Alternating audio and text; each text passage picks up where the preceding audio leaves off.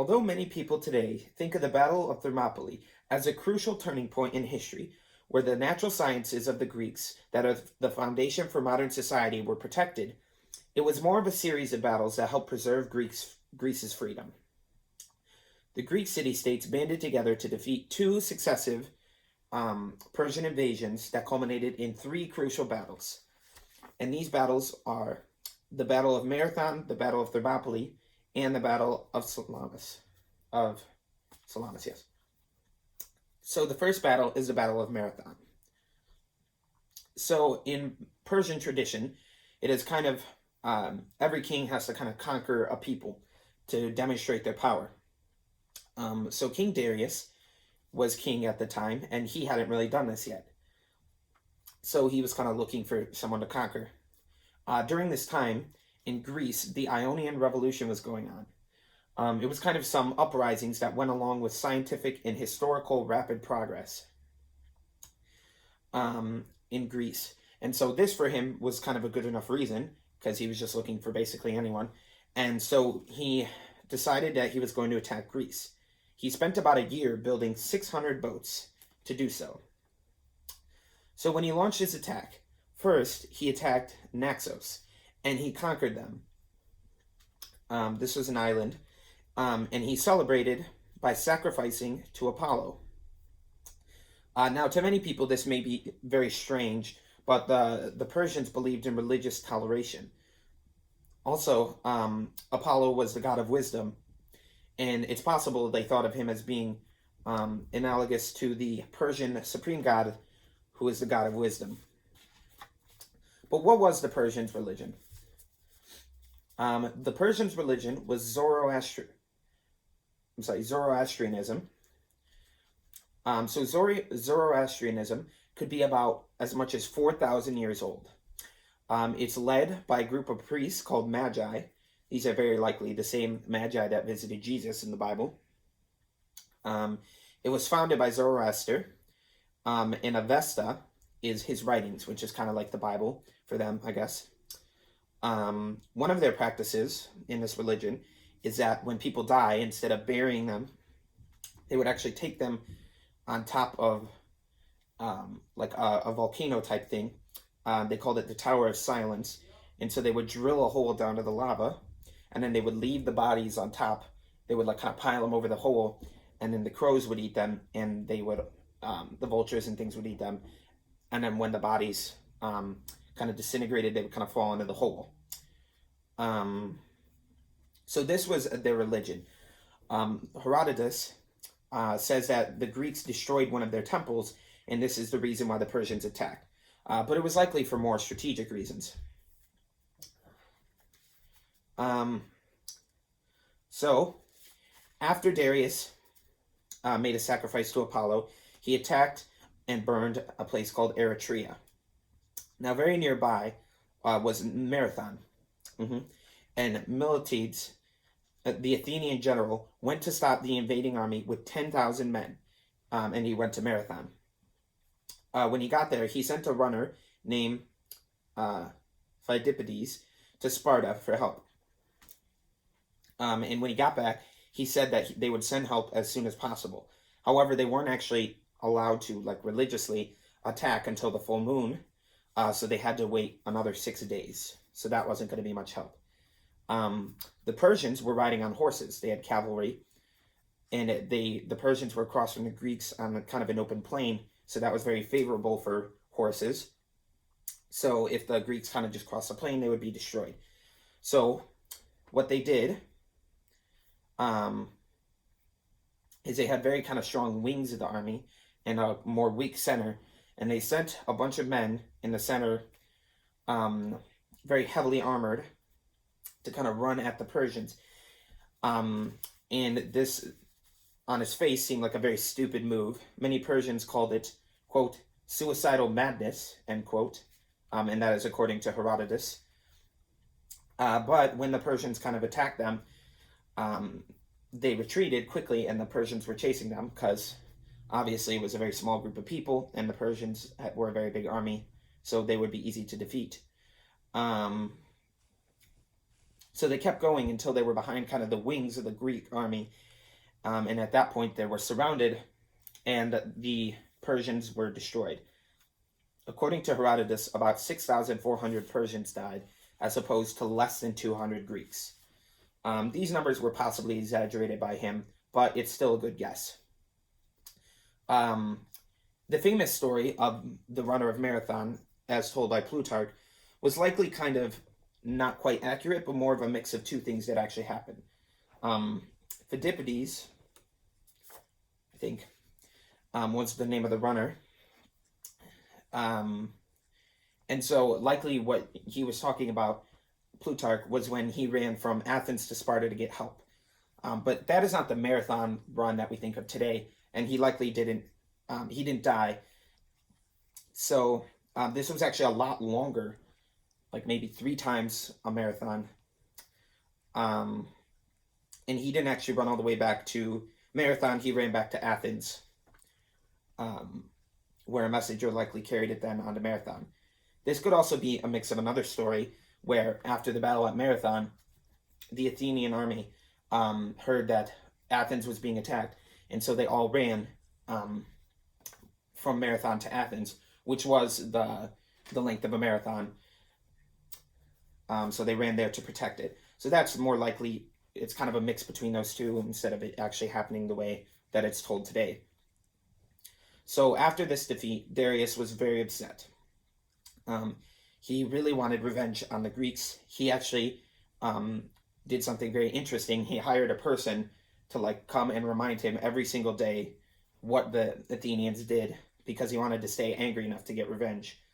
But he never got revenge, and he eventually died. So he never lived to see the Greeks conquered. But as you can see, this battle was very crucial, and the Battle of Thermopylae never really would have mattered if it weren't for Marathon, because Greece would have already been captured. So, although many people think Thermopylae was the most important, Marathon was also very important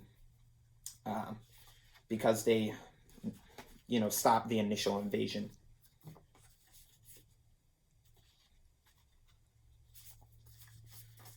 Okay, point 2.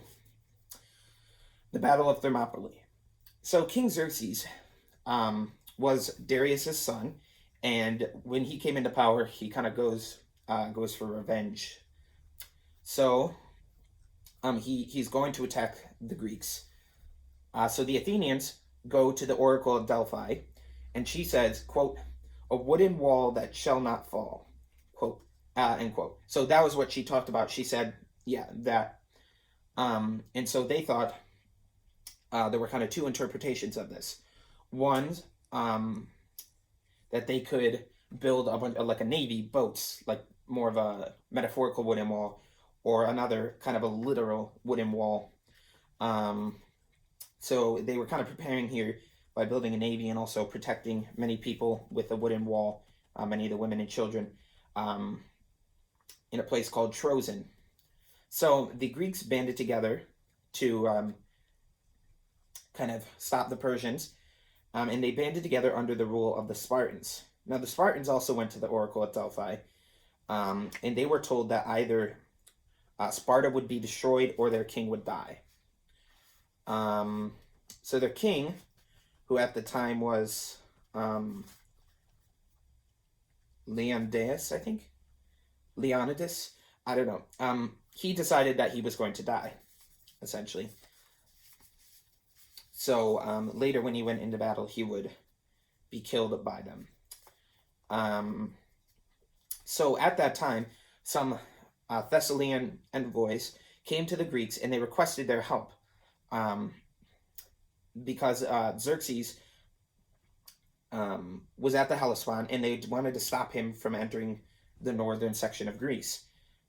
So they kind of agreed, I think, and so they marched to the pass of Tempe, and they got there, and they're basically like, nah, we can't do this. So they just left, and the Thessalians were captured and surrendered to the Persians.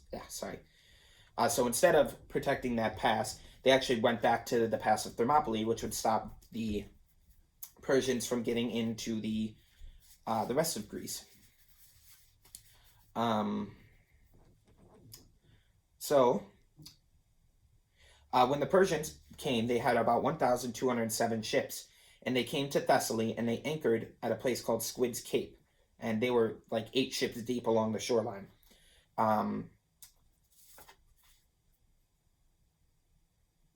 Oh, I'm sorry, I missed something. Okay, so instead of guarding the Tempe Pass, they decided to guard the Thermopylae Pass through the mountains, which was the only way from Thessaly into the rest of Greece. So Leonidas, Leonidas was the king in charge of guarding the pass. And they went. He went with this. He was the king of the Spartans, and he went with the Spartans as well as some other Greeks to protect that pass. The Greeks as well sent around 300 ships to attack the Persian navy. And they actually went to the oracle one last time, and the oracle said to them, quote, "Pray to the winds, which will be the staunch allies of the Greece." Sorry. End quote. And that turned out to be correct, because the Persians, who had about 1,200 ships, when they came to Thessaly, they anchored at a place called Squid's Cape, and they were about 8 ships deep, all along the shoreline. And so this was bad because it meant they were kind of trapped. And when a storm eventually came, and it actually destroyed many of their ships. Only about 800 of their ships actually made it out of there. And so this was bad for the Persians. The Persians, so they invaded Thessaly, as I said they did before, and they came through the pass of the Tempe, and they came to Thermopylae. And compared to the size of the Persian army, the size of the Greeks in the Thermopylae Pass were just not that many. It was only part of their army. So Xerxes spent a spy to see how many Greeks were guarding Thermopylae. He suspected that it wasn't that many, and they found out that this was true. The spy did. He also noted that many of the Spartans were combing their hair, which meant they were preparing to die. Kind of interesting. So one last time before the Battle of Thermopylae, not one last time, but before the Battle of Thermopylae, Xerxes offered peace to the Greeks if they surrendered to him. They obviously said no, and then Xerxes attacked a few days later. But the thing about the place where they were attacking is even though he had a much bigger armor, the Greeks had a lot longer spears and better armor, and since they were attacking in a very narrow pass, only a small amount of the army could go through at a time.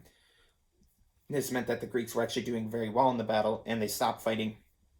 And about 2 days in, he made an offer to the Greeks again for peace if they surrendered. They again said no. A spy from the army escaped and told Xerxes that the Greeks were planning to flank him. So what he actually did was he did it to them first.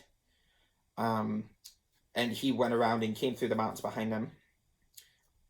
So the king found out that he was coming, and he sent away all of the Greeks with him except for him and the Spartans, who were under his command. And they were all attacked by the Persians from both sides, and they eventually died. And after the Persians killed them all, they defiled the king's body on a giant spike. Now the path to Greece was very open, and Xerxes could get in.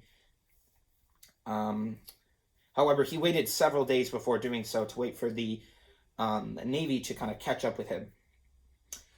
So this battle, many would argue that this battle was kind of a waste, because a bunch of Spartans kind of died for no reason, just to delay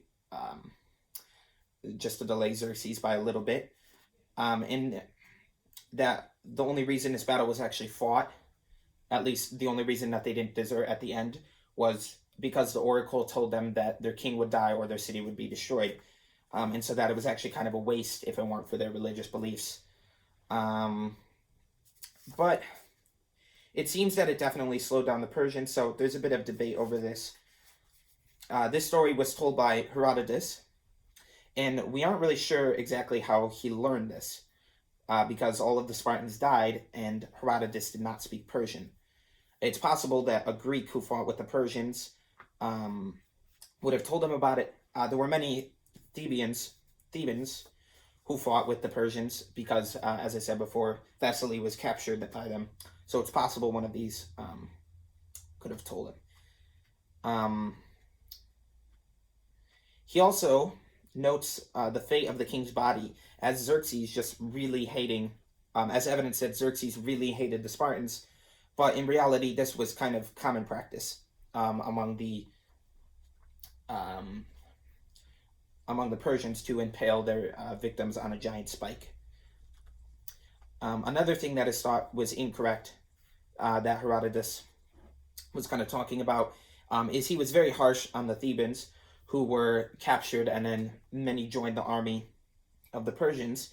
In reality, there were many Greeks in all of the Greek cities who supported the Persians, and the Thebans were obviously captured because the Greeks didn't actually help them out, so they had no choice but to surrender, really.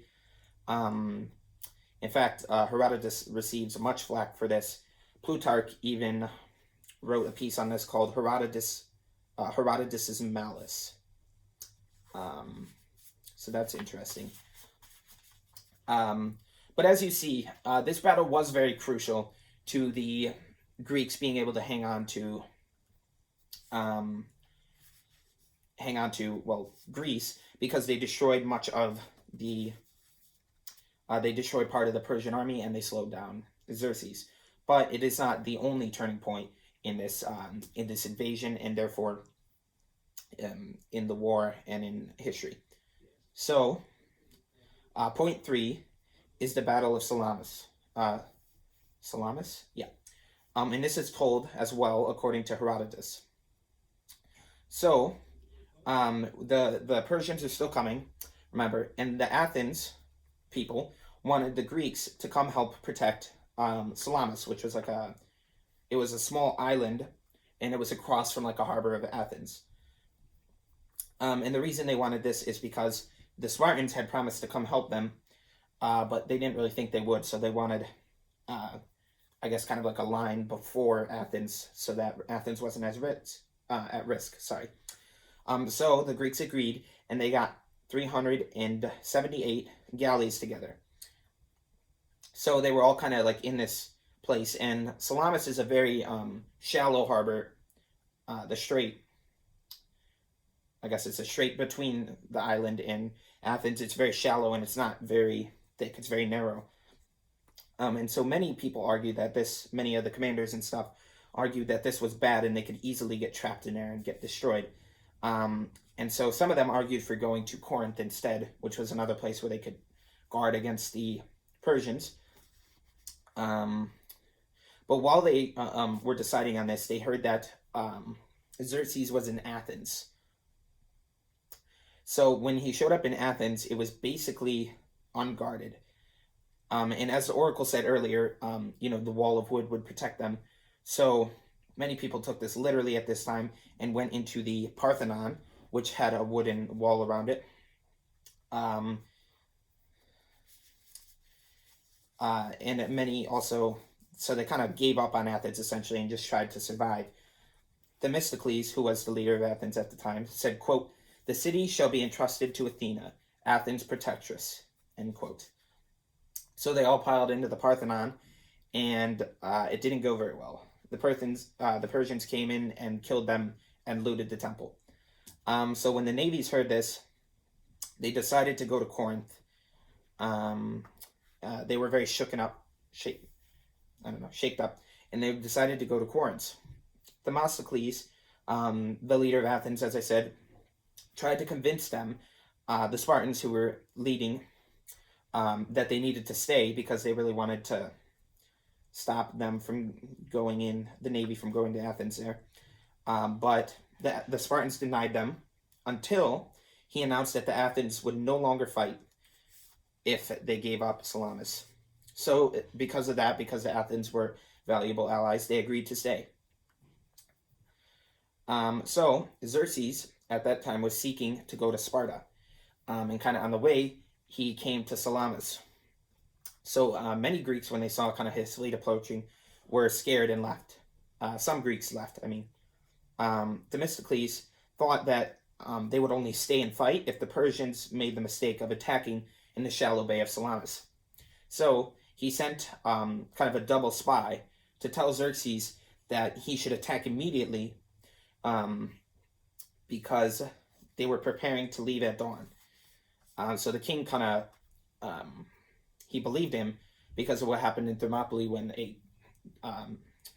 a spy actually told him that the Greeks were going to flank him, and it was true. So he believed in this time.